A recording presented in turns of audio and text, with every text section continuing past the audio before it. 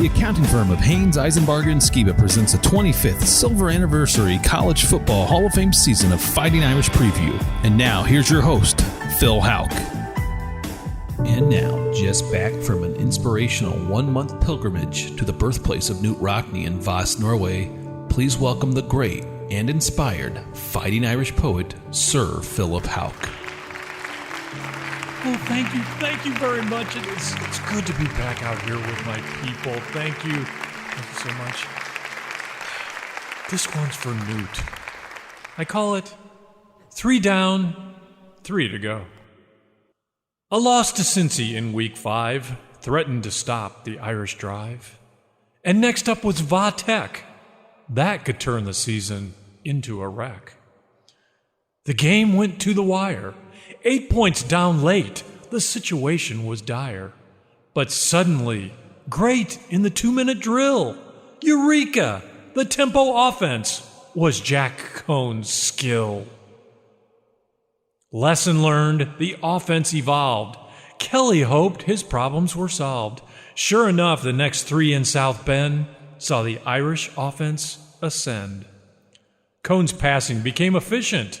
Tommy Rees's play calling was omniscient. Accuracy and no interceptions were tossed. 3 went down, Trojans, Tar Heels, and Navy all lost. 8-1 sure feels great. Now Virginia, G-Tech, and Stanford await. Irish with hopes for a New Year's 6 show, because 3 are down with 3 to go. Oh, thank you so very much. Oh, thank you for the flowers. Thank you so much. Please subscribe to the podcast and sign up for notifications on the FightingIrishPreview.com website. It's free. Thank you very much. I love you all. Go Irish. Thank you.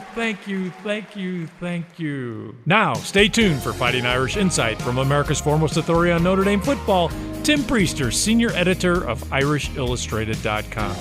After these words from Haynes, Eisenbarger, and Skiba, Sheer McCulloch Auctioneers, and Flight by Yingling, raise the bar with only 2.6 grams of carbs and 95 calories. This is Fighting Irish Preview. The University of Notre Dame exemplifies dedication to hard work, integrity, and personal values, which result in success in the classroom and on the football field. The professionals at Haynes, Eisenbarger, and Skiba, like Notre Dame, know the same dedication, and their experience and expertise provide peace of mind for you and your business. Tax planning, tax compliance, auditing, business valuation, and estate planning, the full-service accounting firm of Haynes, Eisenbarger, and Skiba, like the Irish, has what it takes to help you achieve success. Located in Fort Wayne near Jefferson Point, Haynes, Eisenbarger, and Skiba proudly supports Notre Dame football and congratulates all those who are a part of the greatest tradition in all of sports. Go Irish! This is Art Salzberg. I don't speak for a lot of companies, but Shearer McCulloch is a firm that provides a great and much-needed service. As Sharon and I get older, we've been thinking of moving, but frankly, the thought is somewhat overwhelming. That's where Shearer McCulloch comes in with a full-service plan that takes the pressure off. Listen to this. Shearer McCulloch will sell your house, auction the items you don't want to take, then pack everything else and move you. In sports terms, that's a blowout win. Shearer McCulloch uses an international auction platform to make sure your possessions are seen by the right buyers. They'll get top dollar for your special treasures. Shearer McCulloch is highly recommended by leading retirement communities and law firms, plus they're AAA with the Better Business Bureau. Call them at 441-8636. That's 441-8636. They'll make your moving experience easy and profitable. Shearer McCulloch. Introducing Flight by Yingling, the next generation of light beer. For those who don't follow trends, but craft them. Flight by Yingling is 12 ounces of uncompromised refreshment from America's oldest brewery. With only 2.6 grams of carbs and 95 calories, this is premium refreshment 6 generations in the making. Don't just raise a glass, raise the bar. Flight by Yingling. Now available wherever beer is sold. DG Yingling & Son Incorporated, Pottsville, Pennsylvania. Please enjoy responsibly. This is Art Salzberg. Congratulations, Phil and Tim, on 25 years of Fighting Irish Preview. Now back to Fighting Irish Preview with your host, Phil Houck. Tim Priester, you just never know what you're going to get with Navy. And we talked about Notre Dame needing to get a fast start, and lo and behold, the Irish trailed 3-0 at the end of the first quarter. But really at that point, the game I was watching, and of course we were watching from the same vantage point, I was really impressed by what the Notre Dame defense was doing, and I really felt like it was a matter of time. What were your thoughts at that moment? Similar to that, Phil. Yeah, I mean, you hate to have empty possessions against Navy because that can cause real trouble. And Notre Dame had no points after 3 possessions, and that was a bit concerning. But as the game went on, it was obvious that Navy had no answers offensively. And then when they lost their starting quarterback late in the second quarter, there was just no way. I allowed for 16 points for Navy. And maybe they would have scored a touchdown if Ty Lavatai had stayed in the game, but just not enough. And I think it's pretty clear now that Brian Kelly and his defense, Mike Elston, Marcus Freeman, dating back to Clark Lee, they've got this triple option thing figured out pretty well. Yeah, they do. And you bring up, there's really 2 guys I want to talk about. And I want to talk, it's focused on the defensive line play of Notre Dame. And so first of all, let's go to Kurt Heinisch. 10 total tackles in the game, really impressive. And when your nose guard is getting the tackles against the option, you're doing something right, and that the option's really not going to work. And he had 10 tackles in the game. Comment on Heinisch's play and the defensive line in general, and how good is Kurt Heinisch? Is he an NFL quality player? Well, he was great on Saturday, and I don't know that any of us expected him to dominate that much, but Navy was on their backup center. And every time he lined up in the A-gap, he was either abusing the center or the offensive guard. So he was absolutely dominant. And you're right, Phil. When the nose tackle is dominating like that, you take away the fullback diver, you at least slow it down. You push the quarterback off his mark, and now all they have is the outside pitch. And Navy just is not as talented at slot back as they normally are. So Heinisch set the stage.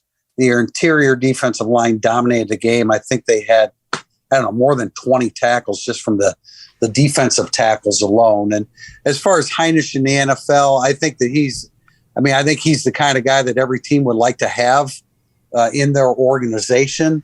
Will he be dominant like he was against Navy? I think that may be the last time we ever see Kurt Heinisch that dominant. But I think that he's a guy that can hang around in the NFL. He's not overly gifted physically, quickness, size. Certainly there are other guys that are a lot bigger than him, but what a warrior and dedicated to the Notre Dame cause. 57 games now, I think, in a Notre Dame uniform, and he was outstanding against Navy. Yeah, every game he plays, he sets that record for most games played by a Notre Dame player. That's pretty amazing. He definitely has the right mentality, I'd say, to make it at the next level. But then also talking about the success of that defensive line and the experience of this coaching staff at stopping the option. And the key there, I guess, we should talk about Mike Elston. And there's a guy whose name comes up every so often on this show, but we've never really talked much about Mike Elston. There's a guy who not that long ago obviously wanted to be a head coach. He has stuck with Brian Kelly, I think now for 16 seasons. Tell us about Mike Elston. What do you know about him? Well, he's the guy at one point that was really struggling with the defensive line. And then, the longer he was at Notre Dame with Brian Kelly, the more he figured things out. He's recruited extremely well. His coaching of tackles and defensive ends in recent years has been outstanding. He's a company man. He's loyal. Yeah, he wanted to be a head coach like most assistant football coaches want to. And I'm sure that if that opportunity ever arose, he would still jump at it. But he's tried several times. I think he's come to realize that being the defensive line coach and now the recruiting coordinator, and he's worn many, many hats beyond defensive line coach, including a linebacker coach for a short period of time. I think he's learned that he's got a pretty good niche with the Notre Dame organization, and he's been great. I mean, the D-line just keeps getting better and better, and the recruiting along that defensive line has picked up with each passing year. Well, sometimes you find your niche, and maybe he has found his niche. And if anybody ever needs a specialist at stopping the triple option, though, I would say he's may be your man. Red zone touchdown issues for the Irish offense, Tim. 71st nationally this year, just 59%. This really has been an issue for the last 2 years under Tommy Rees, and you wrote about it this week on IrishIllustrated.com and talked to Brian Kelly about it. Does it have something to do with the Irish not having a big-time receiver near the goal line and maybe not typically having a mobile quarterback, although they do have Tyler Buckner? What's the limitation there? Why aren't the Irish scoring touchdowns in the red zone? Well, the reference that Brian Kelly made was having that big play receiver, and certainly Chase Claypool was excellent in the red zone, and it was reflected during the time that Chip Long was offensive coordinator, but it has dropped off under Tommy Rees. In 22 games, in only 11 of those 22 games have they had a touchdown rate of more than 50% in a game. And, you can get away with that. You can have some empty possessions and some failures in the red zone against Navy. But when you're facing the top level opponents, they've just got to be better. And I think Michael Mayer is being bracketed many times down there, and no wideout has really established himself. They've been running the football into the end zone better, both from distance with Kyron Williams, but also from the red zone. So that's improved, but the overall numbers haven't. And it's really, I look at it as the one real chink in the armor of Tommy Rees as offensive coordinator, because I think he's been diverse and creative and has done a lot of good things between the 20s. But it's just, look, you're not going to be great in every aspect of offense and defense. I think a lot of times people expect there to be no slippage in any area. There's a million moving parts with football, but red zone offense is an extremely important one, and they have to get much better at it. Well, having a guy like Chase Claypool and before him Miles Boykin near that goal line, I think makes the offensive coordinator shine just a little bit more in the red zone. Tim, Jack Cohn passing for a high percentage, but the performance against Navy, not a great one overall for the offense. I think maybe we should see Tyler Buckner a little bit more. And there are situations where I say, well, why isn't Buckner in there now? What do you think? Should Tyler Buckner get more playing time? Is he ready for more playing time? Yeah, I think he's ready for more playing time. We had an opportunity to speak with him this week, and it was fascinating because he's such a bright young man. I thought he could have played a little bit more against Navy, but we're kind of nitpicking, I think, a little bit, because Jack Cohn's the guy, and you want him to get in a rhythm, and it's worked. The coaching staff has done a fantastic job of balancing, most of the time 2 quarterbacks, but sometimes 3. I think Buckner is progressing real nicely. He's completed all 5 of his passes in the last 3 games, which isn't a lot, but it was progress from early in the season. And so now when he's in the game, he can throw for a touchdown. He can run for a touchdown. That's happened a couple times in the last 3 games. So, I think they're bringing him along at a good pace. Jack Cohn is still the driving force for them at quarterback. And by completing, in the last 4 games, I think he's completing 73% of his passes. He was just shy of 80% last week. He's doing a lot of good things. They're protecting him better. I think everybody would like to see Tyler Buckner as much as possible because he is the obvious heir apparent.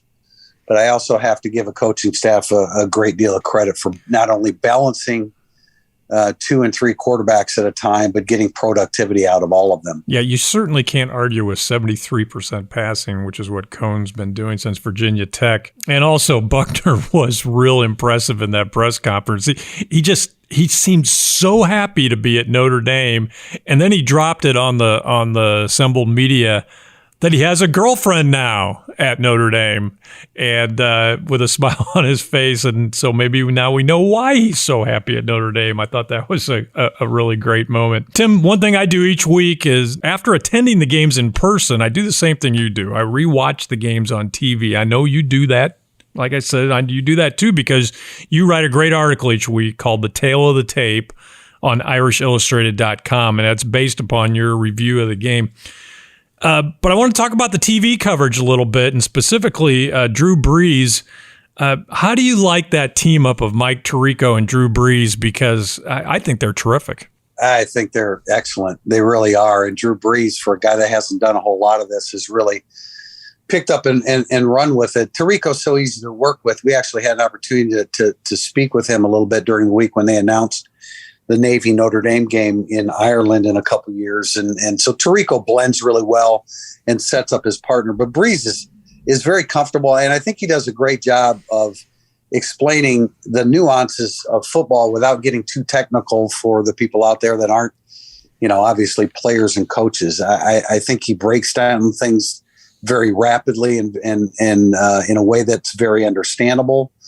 And I find his insight fascinating. I'm not, I think a lot of people watch these broadcasts and look for the analysts to be pulling against Notre Dame. I never thought that was true with Doug Flutie. I know a lot of people did. Drew Brees, I don't think has elicited any comments like that. And he's providing great commentary. I really like his work.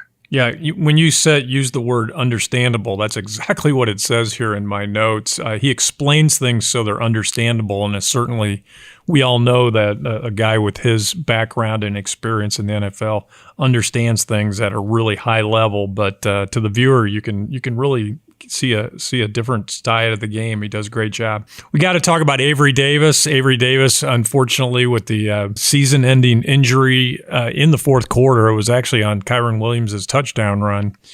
First of all, any chance Avery would come back for a sixth year? And how did the Irish go about replacing Avery Davis? Because he's been a key component and a steady component of the receiving core. Yeah, we haven't had an opportunity to talk to Avery Davis about that, so that remains to be seen. But Brian Kelly made it very clear that the door is open if he wants to come back for a 6th year. And frankly, he wants to play in the NFL, and he is, because of the torn ACL, he's not going to have the opportunity to do all the things that a prospect has to do upon the conclusion of the season. So I would think that's, if that remains his goal, which I'm sure it is, he may very well come back, which would be a huge boost for Notre Dame. As far as replacements, Lorenzo Styles moves into the starting lineup at the Z position, and Brian Kelly explained a variety of moves to help compensate. Kevin Austin will play the W, and when he doesn't, he'll slide over to the X because that's where Styles was playing. Deion Colsey, the freshman, will jump over to the W when Austin's playing the X. I know I'm throwing around a lot here.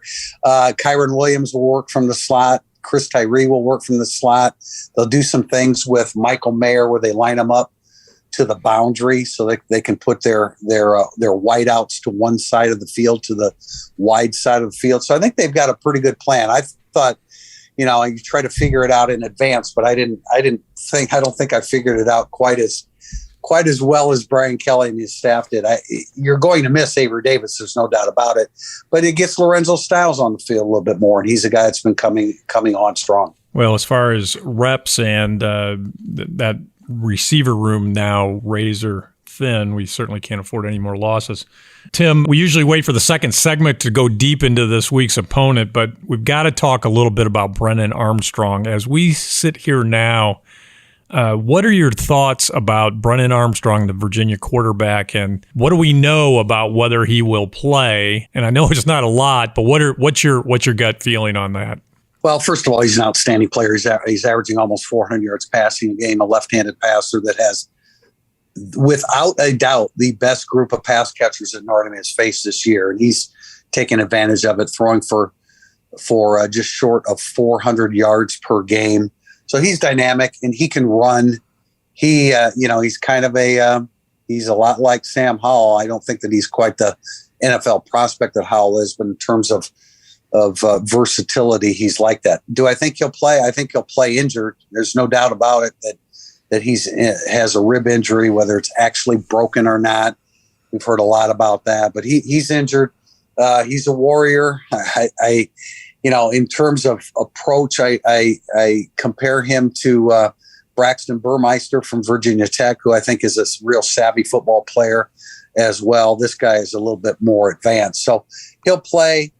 It'll come down to pain tolerance, and I'm sure he's going to have a lot of pain trying to play, and I'm sure Notre Dame's defense will try to inflict a little bit more pain on him. Well, Brennan Armstrong, it stirs the drink, so to speak, for that offense, and without him on there, it's really going to be interesting to watch. Thanks, Tim. Coming up, it's the all-time Irish hero, key to an Irish victory, injury report, and the world-famous Irish Illustrated prediction. And during the break, it's the Fighting Irish Fact of the Week, brought to you by Ron Wise and the Wise Insurance Agency. This is the 365th edition of Fighting Irish Preview. Introducing Flight by Yingling, the next generation of light beer. For those who don't follow trends, but craft them. Flight by Yingling is 12 ounces of uncompromised refreshment from America's oldest brewery. With only 2.6 grams of carbs and 95 calories, this is premium refreshment 6 generations in the making. Don't just raise a glass, raise the bar. Flight by Yingling. Now available wherever beer is sold. DG Yingling and Son Incorporated. Pottsville, Pennsylvania. Please enjoy responsibly. Fighting Irish Fact of the Week is brought to you by our friends at the Wise Insurance Agency. Notre Dame and Virginia have only matched up 3 times in their history. The initial meeting was on August 31st, 1989, and was the first game the Irish played after winning the 1988 national championship. The Irish prevailed that day, 36-13. Call Ron Wise at the Wise Insurance Agency or go to thewiseinsuranceagency.com and get an auto or home quote in less than 5 minutes. Now back to Fighting Irish Preview with your host, Phil Houck. This is Fighting Irish Preview. The Irish are at Virginia this week. TV coverage on ABC is at 7:30 p.m. South Bend time. And it's now time for the all-time Irish hero, brought to you by the Marina at Lake Gage. Chris Craft, Mastercraft, and Premier Pontoons. We share your boating passion. And this year, to honor 25 years on the air, we are focusing on the great running backs of the Fighting Irish Preview years, the last quarter century. And so far this year, we have honored many greats, including last week, Josh Adams. And now this week, another guy who could explode at any moment, just like Adams did, Dexter Williams. As a high school star in Orlando, Florida, Dexter Williams had to deal with adversity when he nearly lost his mom to a rare autoimmune disease. When Dexter was only 14 years old, Cheryl Williams lapsed into a coma and did not regain consciousness for 3 months. Dexter was deeply impacted by this experience, and it strengthened immeasurably the bond he had with his mom. A few years later, in 2015, Williams was headed to South Bend after a stellar high school career running the football. Williams, who overall had been rated one of the top 100 prospects in the country, took some time to adapt to the college game, and while fellow freshman Josh Adams was setting records, Dexter logged just 21 carries for 81 yards and 1 touchdown that first year. By his sophomore season, he started to show promise when he broke away for a 59-yard TD in a game against Syracuse. For that season, in spot duty, he gained 200 yards and scored 3 TDs. In 2017, the Josh Adams show continued, but Williams did show more flashes of things to come. He carried the ball just 39 times, but gained 360 yards for an impressive 9.2 yard per carry average. Williams scored 4 TDs that year, including one from 66 yards out. Josh Adams headed to the NFL, and the way was cleared for playing time for Williams in 2018. Unfortunately, a disciplinary matter kept Williams off the field for the first 4 games.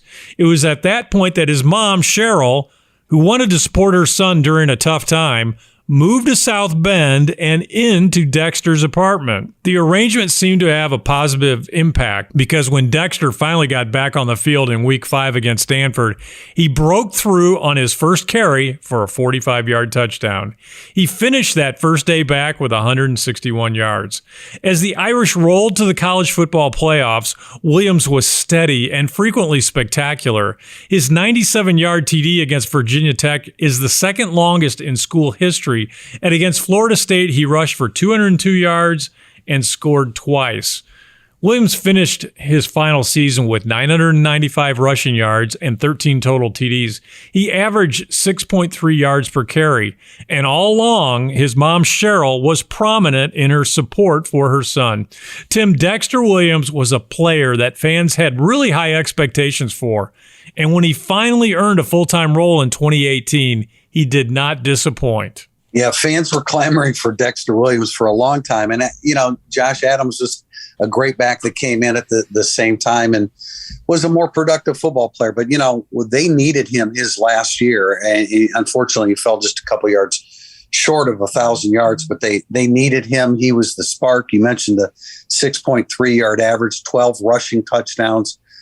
He was outstanding when they needed him. I know we all expected to see him early, but late in his career, he came through when he had to. Drafted by the Green Bay Packers in the 6th round, he is currently a member of the New York Giants. The explosive Dexter Williams, Notre Dame 2015 to 2018, another all-time Irish hero. The Marine at Lake Gage, we love boats. And it's now time for the Aspen Mortgage Key to an Irish victory. Virginia is 6-3. They are the 6th opponent who will have had a bye the week before playing the Irish. In their last game, they lost in a shootout to 25th ranked BYU 66-49. The Cavaliers lost in week 3 to common opponent North Carolina 59-39. This year's version of the Cavaliers is a lot like how we described North Carolina a couple of weeks ago. They score a lot of points. They give up a lot of points. They are scoring 38.9 points per game, 11th most nationally, and they give up 30.8 points, 102nd nationally. Much about this game will depend on the status of quarterback Brennan Armstrong. In their last game, Armstrong walked off the field in the second half, pointing at his ribs and telling a coach it's broken. Brennan is a game-time decision, but with 2 weeks to heal, chances are probably fairly good he will play, and that's a big deal. Armstrong leads the nation in passing with 3,557 yards and has thrown 27 TD passes, and he can run it, and he has done so for 271 yards and 7 scores. Nursing broken ribs, however, would undoubtedly limit that aspect of his game. Plan B behind Armstrong at quarterback is fuzzy. There's no clear-cut number 2. When Armstrong went out in the BYU game, it was Jay Woolfolk who took over. Woolfolk is a freshman who has thrown just 6 passes in his career. It is possible that Bronco Mendenhall would employ a quarterback-by-committee approach that would include some wildcat. Having 2 weeks to prepare is an advantage here, particularly if Brennan can't play and Virginia has had to game plan a committee approach at quarterback. Virginia is loaded with athletes and athletic receivers. They are the only team in the nation with 5 players with at least 400 yards each receiving. The best of the batch may be 6'1" Dontavian Wicks, who has 972 yards and 9 TDs. Also watch out for 6'7" tight end Jelani Woods and athlete, football player, jack of all trades, Katoyan Thompson. Wayne Talopapa is the leading rusher with 290 yards and 2 TDs, but make no mistake, Virginia wants to throw the ball. They are number 1 nationally in total offense at 545 yards per game, and 400 of those yards come through the air. Defensively, head coach Bronco Mendenhall has long run a 3-3-5 scheme, but this year it has not been very effective. Besides giving up a lot of points, the Cavaliers give up 466 yards per game, which ranks them 122nd in total defense. They are just averaging slightly over 1 sack per game, and they don't get a lot of tackles for loss. The ND offense should find plenty of room to operate. A lot depends on the availability of Armstrong to play this game. With him in the lineup, Virginia's offense is formidable and can score points on anyone. Without him, the Cavalier offense, while full of weapons, is a big question mark. Tim Priester, what is the Aspen Mortgage key to an Irish victory? Obviously, number 1 on the list is the health of Armstrong and his availability. But beyond that, if we thought North Carolina's defense was bad, this one's worse. Virginia's is worse. They are in the 102nd or lower in sacks, tackles for loss, scoring defense, rushing defense, total defense, yards per play, opponent big plays. They're really bad defensively. And it all starts up front. A very poor defensive line. Notre Dame needs to run the football on them. They will run the football on them. And when they do that, it will certainly open up the passing game. It starts up front against a very poor Virginia defensive line. All right, take advantage of a porous and weak defensive line and run the football.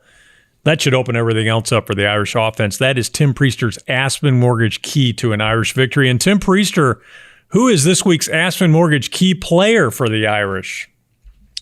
Well, this is pretty easy. And I think I've said before, it'd be easy to choose Kyron Williams, but Kyron Williams should have so much room to run this weekend.